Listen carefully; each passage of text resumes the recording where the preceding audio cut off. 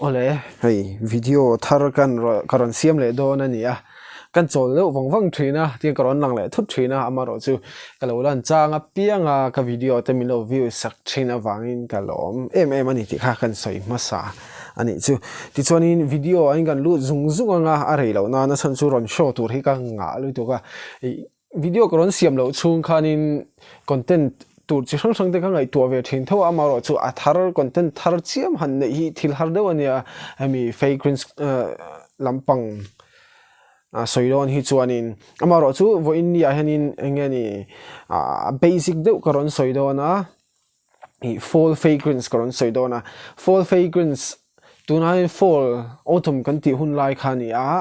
amaro chu ani lo trep to zo ka thlasik kan chuang kai lek lek to a tlai to viau mai la khami kha karon siam don thawani chuanin tuna karon soi tam zo khi thlasika tan po man nuam te ani le tho chu wang chuanin apoi lo tura ngai la ti chuanin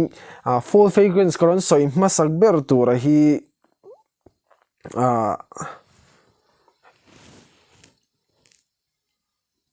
safe perfumes an india hi ania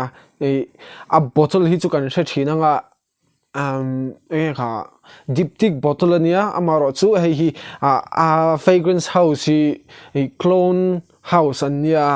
hemi bottle hi anon mang mai maya chon hemi hi a ming hi satin ud ania satin ud hi anon clone chu Maison Francis Kirkjan ud satin mood kha ania anon clone ber hi heta heni rose rimanama floral fragrance ania chon utatel boka amaro chu an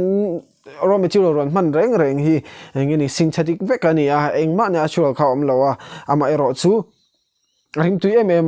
atlom bokani hemi hi 30 ml ania engzat man nge kha sangkhat chuang setta sangkhat zaruk velani mai theya atlom ani 30 ml a sangkhat zaruk velania arim tu ut satin mood Maison Francis Kirkjan rim kha anama voini hen hei karon soitel kher du na chanju ut satin mood nei po kanom theya amaro so atam zokin kan nei theilo ataw cheng sing an discount better lai po in discount website po cheng sing khat le sang sari chawania an discount lo phejon in cheng sing hi sing thum chho te kai thina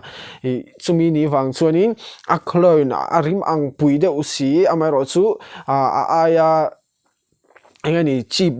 cheap ti khanin a quality niam kan timang chumo khatiang ang khania amaro chu arim ang ve arim tuya manan nuama arim hi arei lawa amaro chu darkar nga vel anam ve theya taksa darkar nga vel anam chuanin thom no phei chana nam ve viawani ti kha kan soi tel nga la ni chu ti chuanin adot le kan kal le nga langa hei hi kan nei na rei to khopa Giorgio Armani tangin Acqua di Gio Profumo nia hei ka bottle patni manania hemi hi 75 ml ania amain 125 ml ka nei thina burlian pui mai ania amaro chu tampo ka man manya chan ve po ka man thin main ka perfume self atlua ake tave ka man thei khan om talo chon hei a bottle ni na nia hei roi chu ka mang zo trap to Acqua di Gio Profumo ve thung hi chu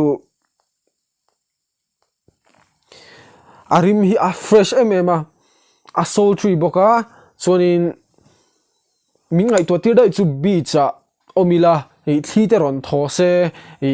tuifon lup nen thi khami fresh deuh angkha mingai to tir dai ni chu ti chuan hemi main accords chu aromatic ania marine ania fresh spice ania amber woody smoky warm spice te citrus te balsamic le patchouli te atela ti chuanin khang song kha engeni accords ania hetia kan hnimmai ron nam theyang kha ti chuanin athop no cha hianin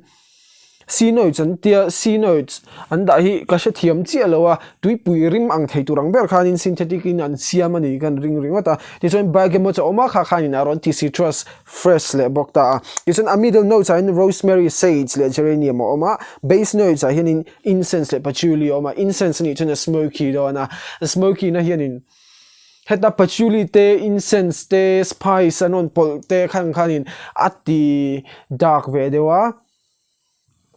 khami wang khanin tun ang hun khwa vot to deuh si la vot lutuk si lo manata na nuam em em chuta ala fresh tel zui le ngala chuna te ni asat chuanin ala lum ve a khatang han afu em em khwa an duai dewa an vot le dewa chuta po chuin a spicy na te patchouli a thi khatiang rim khanin manatin nuam le em thawa chu wang chuan a perfect em ani hemi hi ti chuanin a dot le a kan kal le anga adot le karon soitur hi meiche perfume big liao ania nuclear changin alien hei hi ai a zo teu to mema hei hi 60 ml ania in mu thein karinga hei zo teu to lu to kani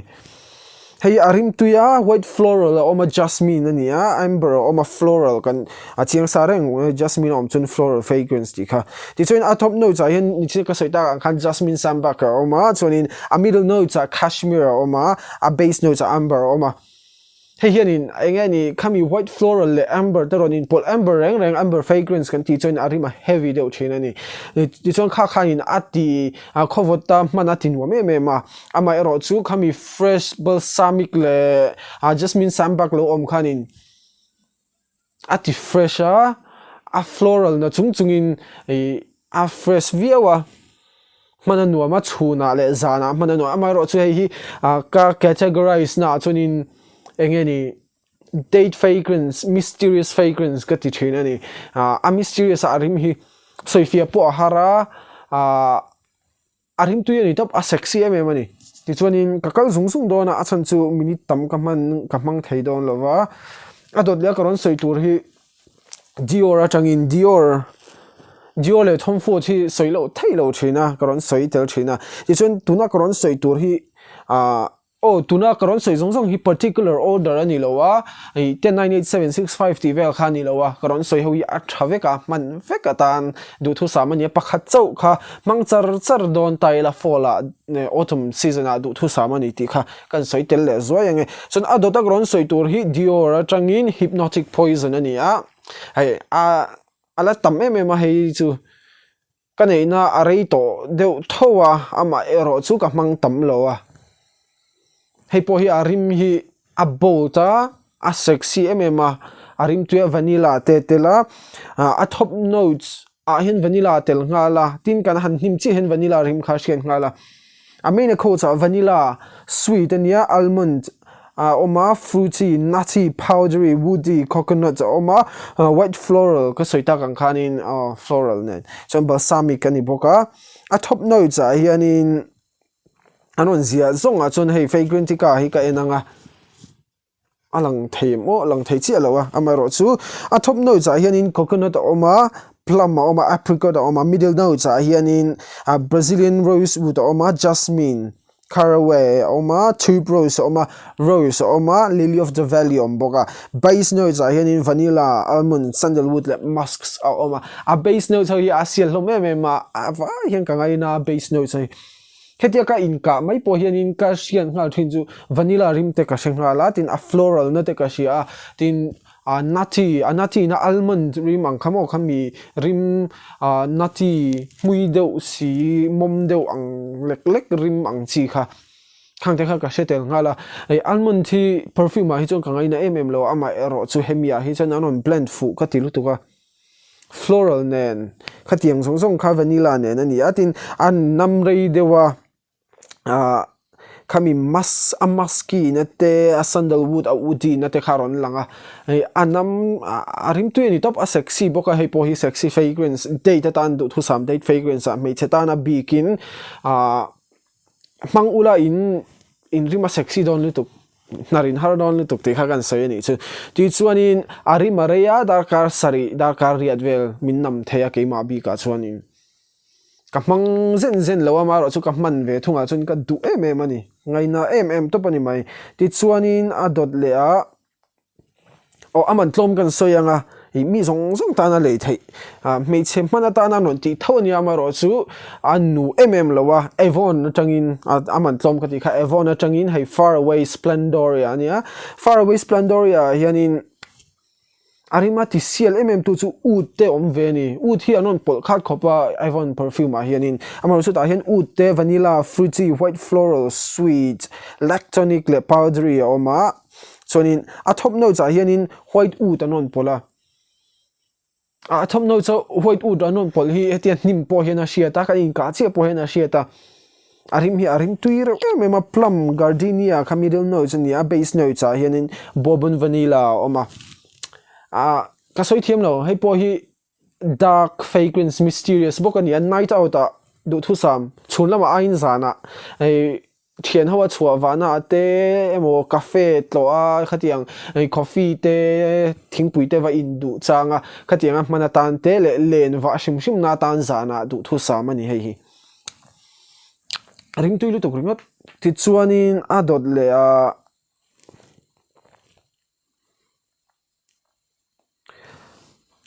Byredo changin Mr. Marvelous hei mi patana non siamani ve thunga Mr. Marvelous hi hemi hi autumn fragrance a karon recommend tel na chan chu mi patan a woody emema arim hi asmarta engeni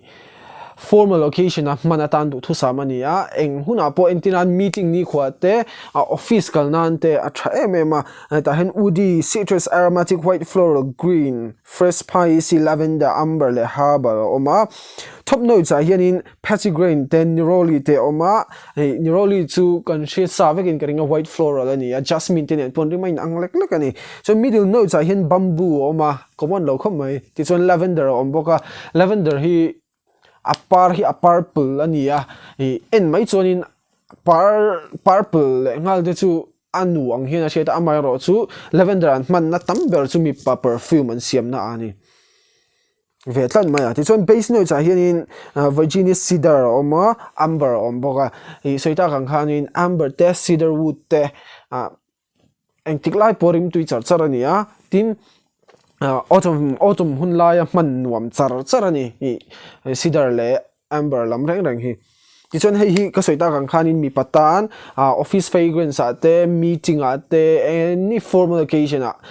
man atan du thu samani ti kha kan soiboka ti chuanin adot le a Tom Ford soita lo hianin video hi ka siam mang meu lo a chan chu Tom Ford hi ka ngai na a baka eng occasion mil po hi om vekani Tom Ford a hian amaro chu voina kron soitur ber hi pani kron soidona pakhat zok hi Tom Ford cafe rose ani a hei hi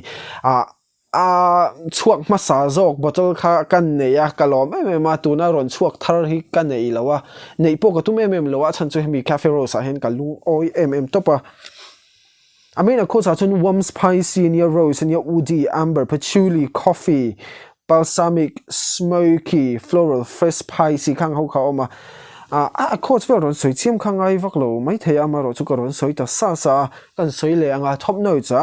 May rose oma saffron, black pepper. So in middle notes Turkish rose, Bulgarian rose, coffee oma. Rim tu lu base notes and patchouli, incense, sandalwood le amber oma. Nim tiakan him che hianin a hian ngal ai me mani rose oma coffee notes oma ni ti hi arim min ti ngai ma ai ka mang na sa thina cafe ka kaldon hian zana ke main in kalua ti khanin zana karai thina cafe vela coffee va in tur mai te kal ka chinga niang ka in khal chuak fo chumi chon hei ka mang na sa tuna po min tingai ma khatiang hun lai te khangai om ka tia tuna po khoya emo cafe kal na tur thadeu chu nei la hei ka man na sat ber tur te zinga mini in ka shia ama shim hi a delicious kan ti dong eng ting rim shim hi anin khatiang brew lampang chi mo coffee brew ang chi kha khatiang ang te le hot beverages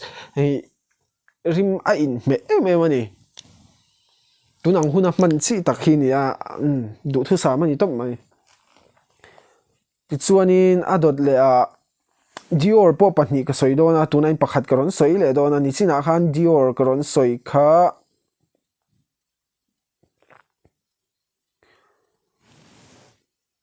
hypnotic poison kha karon soi to Dior tuna hianin Dior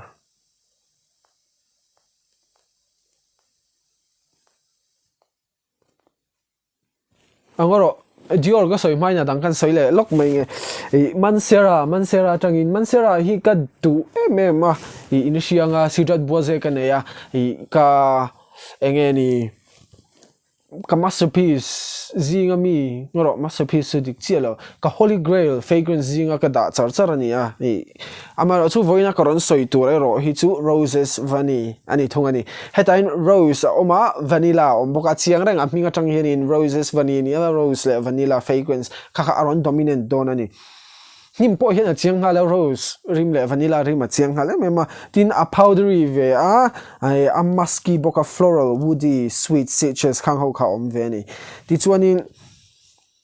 a top notes a hian Italian lemon oma dai maya a fresh a citrus na hi atam nu tuklo amaro chu a fresh a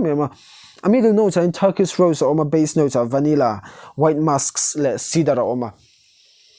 hei po hi arim hi ke ma chuanin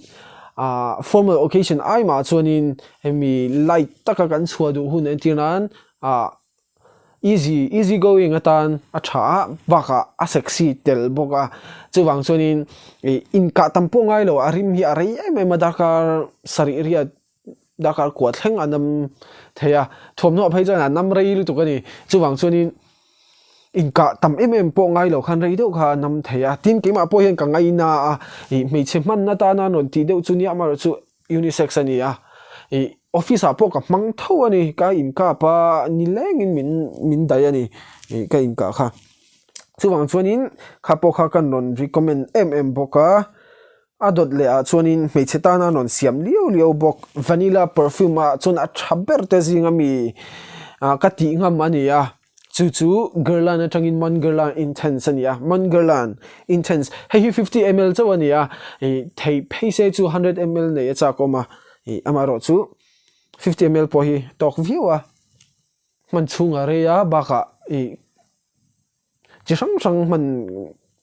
kanga ka mang thina chuwang chein abulian hi kamamo kherlo ama ero chu du thu sama chuna burlian nei la du tokin mangila ti kha du thu sam chu nia ta hianin soi nu vanilla fragrance ania vanilla tak arim tu a udi boka lavender le powdery aromatic balsamic sweet warm spicy soft spicy the iris om jana powdery don ani chunin a top notes a hian lavender le mandarin orange bergamot oma middle notes a hianin Tahitian vanilla, Madagascar vanilla, iris, jasmine, sambac le rose oma. A base notes are hianin coumarin le patchouli, licorice, benzoin, Australian sandalwood le white musks are oma. Hey ro hi chu mei chetan office fragrance a thavi wanga baka engani kapmang tamnu tukang ti ka hlawa hemi word hi a sexy thawani